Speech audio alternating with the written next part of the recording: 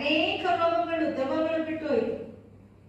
ಅದೇ ದೇವರನ್ನು ಬಳಸುತ್ತಾ ಇದ್ದೇವೆ, ಅದೇ ದೇವರ ವಾಕ್ಯವನ್ನು ಕೈಯಲ್ಲಿ ಇಟ್ಕೊಂಡಿದ್ದೇವೆ, ಅದೇ ದೇವರ ವಾಕ್ಯವನ್ನೇ ನಾವು ಉಚ್ಚರಿಸುತ್ತಾ ಇದ್ದೇವೆ.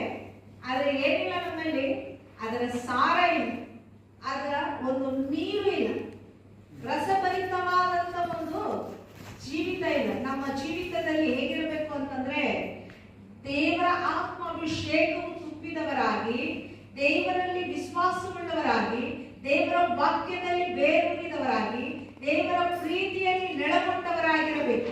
ಅವರು ಅದರಲ್ಲಿ ನೆಲೆಗೊಂಡಿರುವಾಗನೇ, ಆ ಪ್ರೀತಿಯಲ್ಲಿ ನೆಲೆಗೊಂಡಿರುವಾಗ ಏನಾಗುತ್ತಂತೆ, ನಮ್ಮ ಚಿಕ್ಕ ಚಿಕ್ಕ ವಿಷಯಗಳು ಕೂಡ ಪ್ರೀತಿಯಲ್ಲಿ ನೆಲೆಗೊಂಡಿರುವಾಗ ದೇವರ ಪ್ರೀತಿಯನ್ನು ಕಾಣುವಂತದಾಗಿದೆ.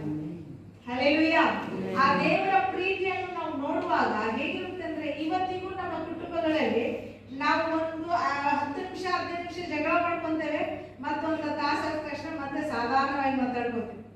ಇಡೀ ಫ್ಯಾಮಿಲಿ ಅಷ್ಟೇ, ಒಂದ್ 5 ನಿಮಿಷ 10 ನಿಮಿಷ ಜಗಳ ಮಾಡ್ಕೊಂತೇವೆ, ಒಂದಿನ ಸುಮ್ಮನೆ ಇರ್ಬೋದು, ಬಹುಶಃ ಬಹಳ ಸಿಟ್ಟಾಯ್ತು, ಇಲ್ಲ ಅವ್ರಿಗೆ ಗೊತ್ತಾಗ್ಬೇಕು ಅಂದ್ರೆ ಒಂದು ರಾತ್ರಿ ಅಷ್ಟೇ. ಮತ್ತೆ ಮಾರದಿನ ಬೆಳಗ್ಗೆ ಅಂದ್ರೆ ಏನಾಯ್ತು ಅಂದ್ರೆ ಏನಕ್ಕ ಅಂದ್ರೆ ಏನನ್ನ ಅಂತೀವಿ. ಮತ್ತೆ ಅವ್ರು ಎಷ್ಟೇ ಸಿಟ್ಟಲ್ಲಿದ್ರ ಪಟ್ ಅಂತ ಹೇಳಿ ಪ್ರೇಯರ್ ಮಾಡ್ಕೊಂಡು ಮತ್ತೆ ಅವ್ರಿಗೆ ಚಹಾ ಮಾಡೋದೇನು, ನಾಷ್ಟ ಮಾಡೋದೇನು, ಅಡಿಗೆ ಎಲ್ಲ ಬರೀ ಊಟ ಮಾಡ್ಕೊಂಡು. ಯಾಕೆ ಗೊತ್ತಾ?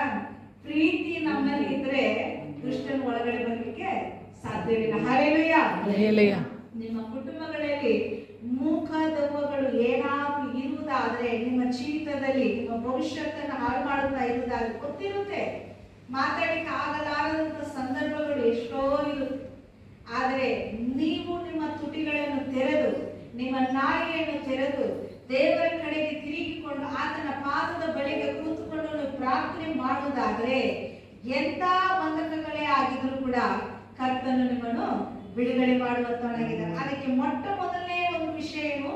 ಪ್ರೀತಿ ಪ್ರತಿಯೊಬ್ಬರಲ್ಲಿ ನೆಲೆಗೊಂಡಿರಬೇಕು. ಯಾಕಂದ್ರೆ ದೇವರು ಕೂಡ ನಮ್ಮ ಮೇಲೆ ಪ್ರೀತಿ ಇರಲಿಲ್ಲ ಅಂತಂದ್ರೆ ಆತನ ಈ ಲೋಕಕ್ಕೆ ಬರ್ತಿರ್ಲಿಲ್ಲ. ತಂದೆಯಾದ ದೇವರು ಯೇಸು ಕ್ರಿಸ್ತನನ್ನು ಈ ಲೋಕಕ್ಕೆ ಕಳಿಸ್ತಿರ್ಲಿಲ್ಲ. ಅನೀತಿವಂತರಾಗಿದ್ದಂತ ನಮ್ಮನ್ನು ತನ್ನ ಪರಿಶುದ್ಧ ರಕ್ತವನ್ನು ಸುರಿಸಿ ನೀತಿವಂತರಾಗಿ ಮಾಡ್ತಿರ್ಲಿಲ್ಲ. ಹೌದಲ್ಲ?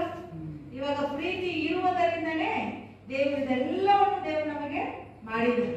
ಆ ಪ್ರೀತಿ ನಮ್ಮ ಜೀವಿತದಲ್ಲಿ, ನಮ್ಮ ಹೃದಯದಲ್ಲಿ, ನಮ್ಮ ಕುಟುಂಬಗಳಲ್ಲಿ, ನಮ್ಮ ಕೆಲಸಗಳಲ್ಲಿ, ನಮ್ಮ ಸೇವೆಗಳಲ್ಲಿ ನಾವನ್ನ ಉಪಯೋಗ ಮಾಡಬೇಕು.